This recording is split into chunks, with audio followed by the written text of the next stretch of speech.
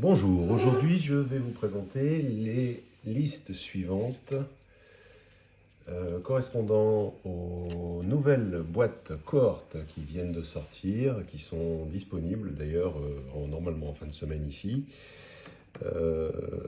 Vous pouvez à partir de ces boîtes commencer le jeu First Blood et éventuellement migrer vers la version régimentaire ou alors continuer à partir de là. Ces boîtes sont faites pour réaliser une liste au moins à 1000 points. Ce format étant le format standard, si je puis dire, proposé pour ce jeu. Alors, je vous ai déjà présenté deux armées, les Old Dominion et les Dwegom. On va continuer ce matin avec les Spire. Alors, j'ai réalisé des boîtes ici contenant une liste parmi les listes possibles de réaliser avec ces boîtes. Ces listes sont à 1000 points. Alors, je n'utilise pas forcément l'intégralité de ce qu'il y a dans la boîte, mais en tout cas, une grande partie. Alors, que dire sur les Spire? Alors, c'est l'une des plus anciennes armées, ici. L'une des deux premières sorties avec les 100 royaumes. Alors, certains modèles sont un petit peu vieillissants, mais malgré tout, bon, avec un montage pas toujours des plus évidents pour certaines d'entre elles. Mais si vous faites attention, avec un petit peu de soin, on y arrive assez bien. Et finalement, ces figurines tiennent encore bien face aux nouvelles qui sont, c'est vrai, beaucoup plus jolies en général. Malgré tout, cette armée est assez particulière. Alors, je rappelle un peu l'historique des Spire. Ce sont donc des exilés d'un autre univers, d'un autre monde qu'Ea, qui sont arrivés sur place et qui ont commencé à coloniser. En fait, à s'installer, pardon.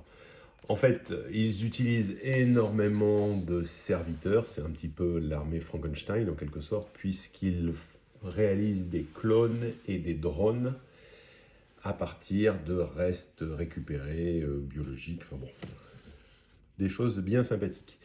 Avec une caste dominante. Alors tout de suite, en ce qui concerne les règles spécifiques à cette armée, en fait il existe trois catégories de figurines. Des figurines qui sont dites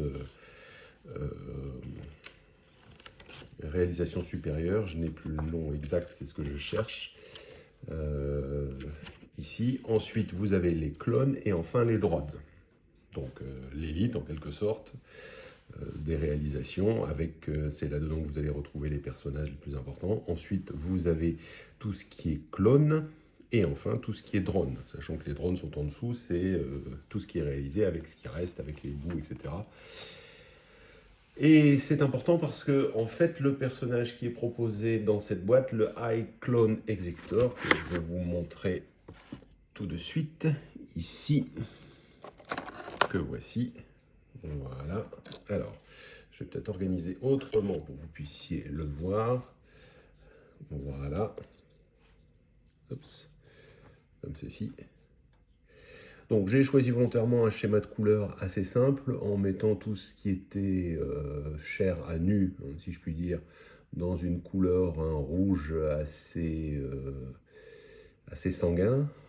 Ça fait partie des peintures spéciales de la série John Blanche d'Army Painter.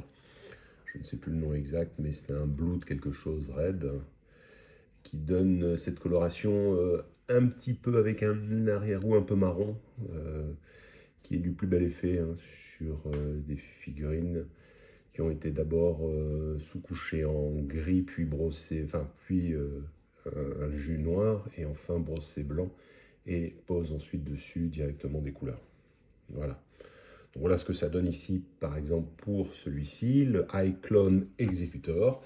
Donc, qui est donc un personnage de la série Clone King personnage. Voici ses caractéristiques. Alors, je pense que si je le mets ici, ça sera beaucoup mieux. Hop, un petit décalage, voilà, comme ça, c'est un petit peu mieux. Donc, comme vous voyez, Ici, il fait partie de la catégorie des clones et il a toute une série de règles spéciales. Alors, ces règles spéciales, d'abord, Coordinated Assault. Ça permet de choisir 2 unités de clones et de les faire arriver avec l'option flank. Alors l'option flank en First Blood, ça permet d'arriver soit par son bord de table. Alors attention, quand je dis son bord de table, si vous regardez les scénarios, vous avez des emplacements sur lesquels vous devez arriver. Alors ça peut être soit une zone classique, soit des zones au centre du terrain, etc. Et vous avez toujours un des côtés qui est défini comme le point d'entrée de votre armée. Et bien c'est par là que vous allez faire entrer les unités en flanc au 2 ou 3e tour. Ou alors vous attendez le 4e tour, à ce moment-là, et les tours suivants. Alors attention, hein, parce que ça peut se terminer en 5 ou 6 tours, une partie de First Blood, hein, parce qu'on a atteint les conditions de victoire. Donc faites attention quand même. Mais malgré tout, si vous arrivez à partir du 4e tour, vous pouvez arriver par n'importe où, sauf par le bord d'arrivée de l'adversaire. Ce qui permet d'arriver directement sur des objectifs qui seraient un petit peu décalés en fond de table, etc. Ça peut être assez sympathique de conserver une unité. Alors maintenant, en mettre 2, bon, oui, pourquoi pas, mais vous avez fait glisser quand même pas mal sur le terrain le temps qu'ils arrivent. Enfin, moi, quand j'ai testé cette liste, vous pouvez trouver la vidéo de la partie. Vous verrez que finalement, mes clones arrivent au tour 4. Ça leur permet de prendre un objectif qui avait été délaissé à ce moment-là. Ça a permis de mettre un petit peu de points, c'est vrai, et de m'amener jusqu'à la victoire, mais disons que j'ai fonctionné en sous-effectif pendant une bonne partie de la partie. Donc après, ça c'est un choix. Ensuite, counter-attaque. Alors, si lorsque vous êtes attaqué, vous faites un 1 sur la défense, eh bien ça provoque une attaque en retour sur l'adversaire. Ensuite, Flawless Form. Eh bien, ça permet d'engager un ennemi à 2,5 pouces. Et alors, il y a une deuxième partie dans la capacité. Et ça annule les relances adverses. Voilà, c'est ce que je cherchais au niveau de cette capacité. Ensuite, One Mind, ça veut dire que toutes les unités qui sont du type Vanguard Clone de votre armée vont utiliser le clash, donc de 3 de ce personnage, c'est pas une question de distance ici, hein, et la défense de 3. Alors, quelles sont les capacités de ces clones? Eh bien, évidemment, elles sont inférieures. Je vous montre ici, les Vanguard clones ont normalement un clash de 2 et une défense de 2. Donc ça leur donne quand même un petit peu plus de puissance. Je vous rappelle hein, que le personnage ayant la règle spéciale Clone King eh bien, va donner des avantages ici. Alors c'est en fait un double problème. Je termine avec la dernière règle d'abord. Paris, ici, reroll des 1 en attaque, ici. Alors, lorsque l'ennemi vous attaque, il va relancer. Voilà. Bon, donc je reviens à ce que je disais. Ici, les capacités, enfin, les capacités de commandement, ici, Command Abilities, en fait, ici, vous en avez 2 par activation et vous en avez quelques-unes quand même. Vous en avez 4 au niveau de ce que vous pouvez choisir. Le problème, c'est que ce n'est que sur les Clone King. Ça veut dire que si vous prenez ce personnage et que vous faites une armée avec des drones, ça ne va pas se combiner. D'ailleurs, dans la partie, vous pouvez voir, j'ai fait l'erreur une fois de faire une capacité sur des drones. Bon, je me suis trompé ici. Ça n'a pas d'implication sur la partie, puisqu'en fait, derrière, ça me permettait d'avancer et de réaliser une charge. Cette charge, étant donné que j'ai fait 6 sur le dé, je l'aurais quand même réussi si je n'avais pas utilisé l'or. Mais bon, c'était un oubli de ma part. Toujours est-il que ces 4 capacités ici de commandement, on my order, sur Suppress, Advanced Combat Tactics et Reclamation Directive, les 4 ne sont destinés qu'aux clone, uniquement. Alors, qu'est-ce que vous pouvez faire? Alors, n'oubliez pas que, attention, il faut être relativement près aussi. Hein. La capacité de commandement, c'est à 6. Sauf si vous avez des capacités qui permettent de le faire à longue distance. Ici. Donc, on commence. La première, à mes ordres. Ça permet de faire une marche supplémentaire hors séquence. Ça veut dire que vous choisissez une unité, vous dites, toi, tu fais une action de marche. Ça permet de redéplacer une unité et donc de la rendre finalement létale si votre adversaire attendait pour jouer et se disait bon c'est pas grave j'ai qu'une unité elle est assez loin, ça peut faire une surprise parce que vous amenez l'unité un peu plus près et à partir de là quand vous l'activez eh bien elle ne va pas du tout avoir le même rôle puisqu'elle est beaucoup plus dans le combat. Ensuite, suppresse, ça donne flurry, c'est-à-dire relance des attaques, jusqu'à la fin de la prochaine activation de l'unité.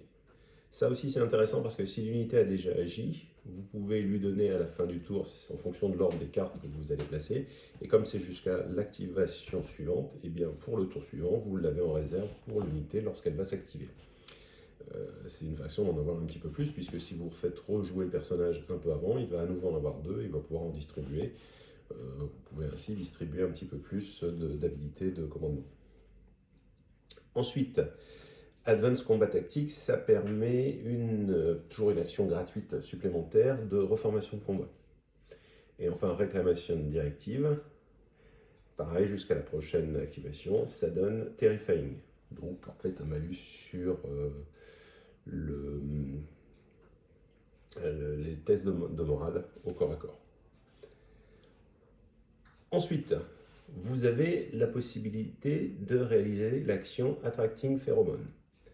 Alors, vous avez l'explication qui est notée ici au crayon de bois, je l'ai ajouté.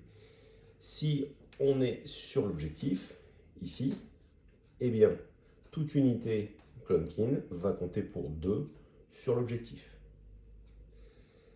Alors, attention parce que si vous faites ça, ça veut dire qu'une unité qui comptait pour 0,5 parce qu'elle était légère, va compter pour 2. Ça peut, encore une fois, être très intéressant.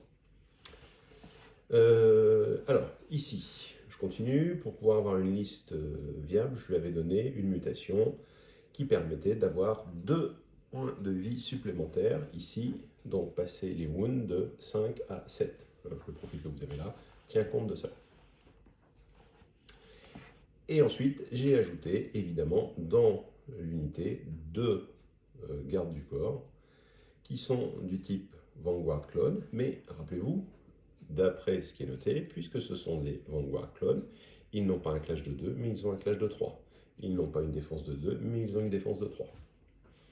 Donc ça donne quand même des unités relativement costauds, ça permet d'encaisser. Alors ça n'a pas suffi malheureusement lorsque je l'ai joué, puisque j'ai pris une unité assez costaud sur le dos de Nords et qui les a réduits en bouillie en un tour. Mais bon, ce sont des choses qui peuvent arriver. Alors, suite avec ce personnage, ici,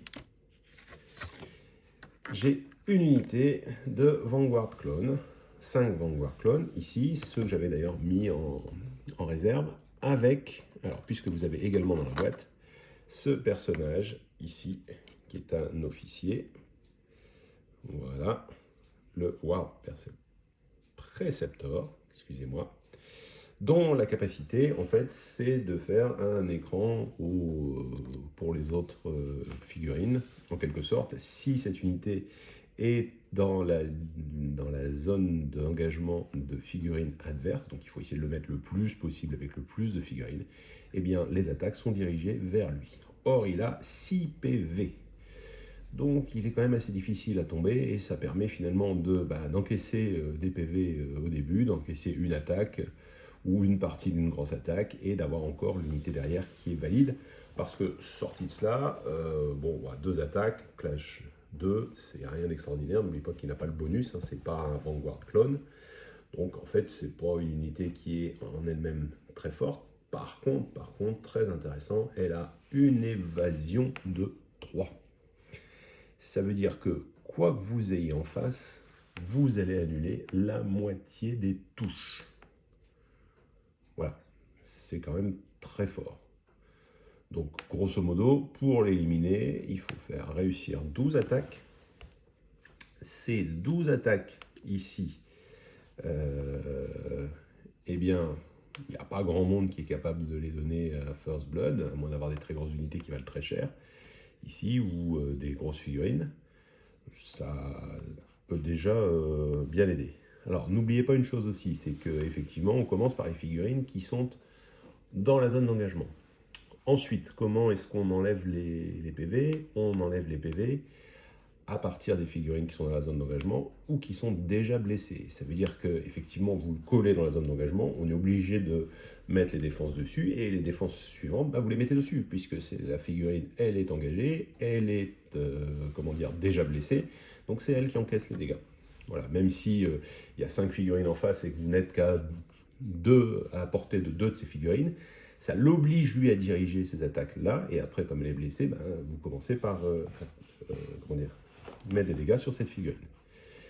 Donc, la deuxième unité. Ensuite, on va continuer avec la sentinelle. Alors, c'est sa supérieure création. C'est le terme que je cherchais tout à l'heure. Ici, voilà. Alors, celle-ci, elle est présente dans la boîte. Ça permet d'avoir quand même quelque chose qui encaisse relativement bien, avec 6 points de vie, qui tape assez fort, avec Cleave 2. Le Clash de 2, c'est pas extraordinaire. Ensuite, capacité ne subit jamais l'impact. Ça, c'est Overcoming the Limits of Flesh. Ça, c'est très intéressant, surtout si vous avez pas mal de cavalerie en face ou de brutes. Donc, déjà, vous oubliez tous les impacts. C'est une première chose. Mais également, alors ça, c'est plus se diriger vers les unités assez nombreuses. En fait, lorsque vous avez une unité qui prend des dégâts, à chaque fois que vous retirez une figurine, vous mettez un token. Ce token, il permet de savoir si l'unité va devenir broken, mais surtout, le token, tant qu'il est présent, c'est-à-dire avant l'activation de la figurine qui va arriver, vous pouvez soigner cette unité. C'est-à-dire que les soins ne peuvent se faire qu'en retrait de ses pions. Or, lui, il va tuer des figurines adverses, mais vous n'allez pas mettre de token. Alors vous allez dire, bah oui, mais il ne va pas devenir broken à ce niveau-là. Ok, peut-être, mais la chose qui est importante, c'est qu'on ne pourra pas le soigner. En fait, on imagine simplement qu'il récupère la chair pour l'utiliser. Bon, je vous laisse imaginer la suite. Voilà. Donc, ici, une figurine de brute. On continue ensuite avec des marksmen clones, c'est-à-dire ici les archers. Alors, leur principal avantage, c'est d'être capable de tirer à 20 pas. C'est à 20 pouces, ici. 15 pouces, je dis des bêtises. Ce qui est une distance peut-être faible pour The Last Argon of King, mais qui a First Blood est beaucoup. Barrage 2 en plus, ça veut dire que vous avez déjà une volée 2. Avec barrage 2, puisqu'il y en a 4, vous faites déjà 8 tirs. Si en plus vous pouvez viser, vous arrivez à voler 3, 8 tirs, vous en passez donc 4. 4 tirs qui passent, ça fait au moins un mort sur une unité standard en face. Ça commence à être sympathique pour des archers qui sont quand même pas très chers en termes de points. Ici. On continue avec les Onslaught Drones, ici. Alors, là, c'est un double kit. J'ai préféré les monter comme ceci, tout simplement pour avoir une unité assez péchue, puisque vous allez quand même avoir ici 8 figurines. Pour moins de 200 points, c'est pas encore énorme pour First Blood. Par contre, vous avez Flurry. Donc en charge, vous avez Clash de 2 qui passe à 3, Flurry.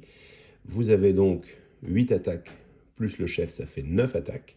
9 attaques, vous allez en réussir la moitié, 4,5. Et sur les 4,5, vous allez en relancer 4,5, ce qui fait 2,25. On est à 6,75, c'est-à-dire quasiment 7 touches.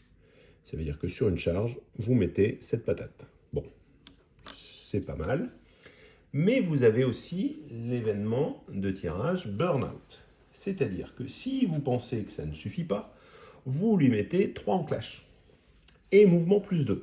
Ça veut dire que cette fois-ci, vous avez 7, ça veut dire que vous avez une charge automatique à 8, avec un clash qui est à 3, en charge qui va passer à 4. Là, vous allez en réussir 2 tiers, donc vous allez monter encore un petit peu. Alors, le problème, c'est que vous avez, à la fin, Decay 3. C'est-à-dire que vous allez lancer 3 dés, et chaque 5 et 6 va faire carrément une blessure dessus. Bon, ce ne sont que des drones, c'est-à-dire la version la plus basse dans la hiérarchie, c'est pas trop grave. Non, je plaisante. Ce que je veux dire simplement ici, c'est que c'est quand même une unité qui est très intéressante, qui, si elle est bien employée, peut faire des trous pour pas trop cher dans l'armée. Alors après, si vous la mettez quelque part et qu'elle subit les attaques, vous perdez un petit peu le bénéfice de ce qu'on peut faire avec. Je continue avec les drones, les Desolation Drones, que voici. Alors, eux, je les trouve très sympathiques. Alors, ils sont 4 uniquement. Ils ont barrage 1, ce qui n'est pas forcément énorme, mais attention, avec une distance de 8 pouces, qui n'est pas beaucoup non plus. Armor Piercing 1, ça peut être sympathique, mais ils ont surtout Torrential Fire et Deadly Shot. Alors, qu'est-ce que ça va donner? Torrential Fire, ça veut dire que chaque hit va générer une attaque supplémentaire. La première fois seulement, hein, bien sûr. Ensuite, Deadly Shot. Si l'adversaire fait 6 sur sa défense, il va prendre 2 blessures. Alors finalement, vous aviez 4 tirs simplement, qui se faisaient sur volet 2, ici. Donc, si vous pouvez avoir une action supplémentaire pour passer à volet 3, ça veut dire que sur les 4, vous allez en réussir 2.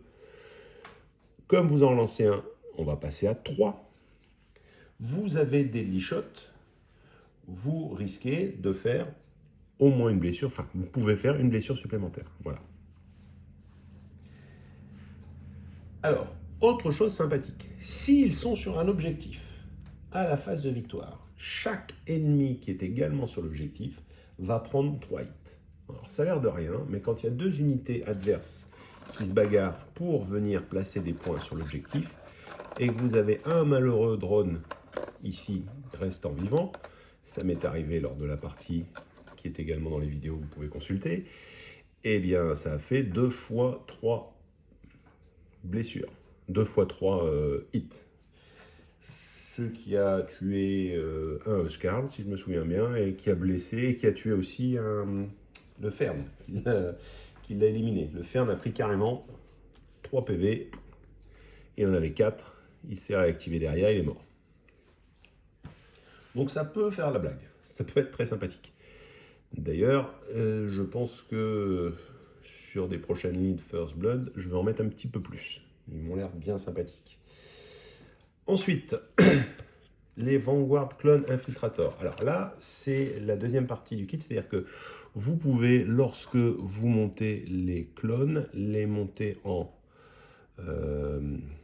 Vanguard Clone, comme ceci, ou alors en version Infiltrator, c'est-à-dire en version tir, que voici.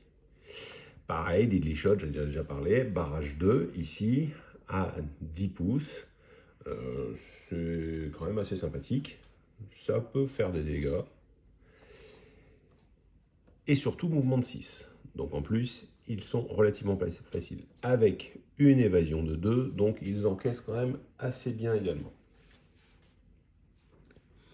Voilà, j'ai fait le tour un petit peu de ce qui était possible de faire ici comme liste. Alors, j'ai testé la liste face aux Nords. Bon, j'ai eu un petit peu de chance, c'est vrai, mais je n'ai pas eu de mal à venir à bout des Nords. J'ai été assez surpris, hein, je les voyais un petit peu faiblards, mais en fait, des petites astuces, des petites combinaisons peuvent les rendre assez costauds, assez létals. Et oui, j'ai oublié sur les Desolation Drones, comme si ça ne suffisait pas, justement à propos de l'étal démise, c'est-à-dire que, eh bien, même si ce sont des tireurs, n'hésitez pas à les envoyer devant, parce que s'ils sont sur une zone et au corps à corps, eh bien, l'ennemi, lorsqu'il va faire des dégâts, va reprendre des touches en retour. Donc, entre les touches ici, les touches parce qu'ils sont sur un objectif au moment de la phase de victoire, même si vous ne possédez pas l'objectif, il suffit d'être dessus. Ça commence à faire beaucoup pour une unité qui n'est pas trop chère finalement. 140 points pour 4, ça reste dans les unités acceptables en termes de tarifs. Ce n'est pas l'unité d'élite. Voilà. Alors maintenant, une fois que vous avez ceci, qu'est-ce qu'il est possible de faire en ce qui concerne le passage à The Last Argument of King? Alors, eh bien, exactement comme pour la fois précédente, en fait, ce que vous avez dans la boîte qui est utilisable directement, c'est bien sûr le personnage, c'est les Vanguard clones. Mais si vous en montez une partie en clone et en infiltrateur clone, forcément, vous n'en aurez pas assez pour une unité. Ici, les Onslaught Drone peuvent être montés aussi en Bone Clone, mais vous n'en avez que 8, pareil. Donc en fait, vous n'avez pas beaucoup, et les Marksmen, vous n'avez que 4. Donc vous n'avez pas beaucoup d'unités qui sont directement utilisables, ici. Mais vous pouvez fort bien, dans un premier temps, prendre d'autres personnages, ici, et ajouter progressivement des unités. Par exemple, si vous reprenez une boîte de Desolation Drone, ici, eh bien, vous pouvez en faire 4 socles, ce qui est assez sympathique, etc. sur les suivants.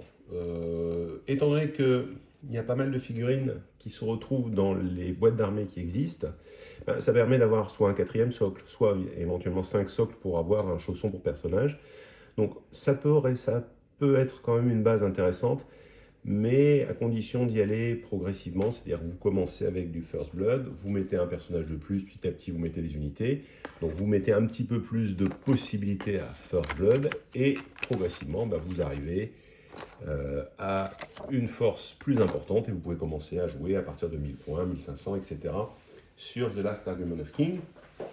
C'est tout à fait possible, surtout qu'on trouve assez facilement en fait d'occasion, puisque ce sont les plus vieilles figurines, des lots d'armées qui vous permettent de compléter, alors essentiellement avec les anciennes figurines, mais en tout cas ça vous permet de vous faire la main.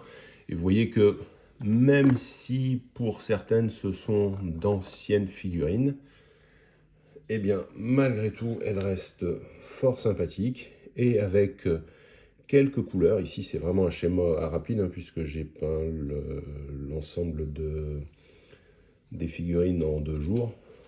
Sincèrement, c'est un schéma simple, efficace. Alors, c'est pas de la peinture de haut vol, mais ça donne une certaine harmonie sur la table. Et n'oubliez jamais que lorsque vous peignez vos figurines pour jouer avec, ce qu'on appelle tabletop, vous n'êtes pas collé sur la figurine, mais vous êtes à minimum à 70-80 cm de la figurine. Et c'est plus l'harmonie globale qui va vous donner en fait cet effet de waouh que vous pouvez avoir quand vous jouez avec des armées peintes. Voilà. Donc, pour éviter de faire des vidéos trop longues, je vais arrêter là la vidéo et je vous retrouve rapidement pour la vidéo suivante qui sera la vidéo sur les Wadroun. Merci, à bientôt.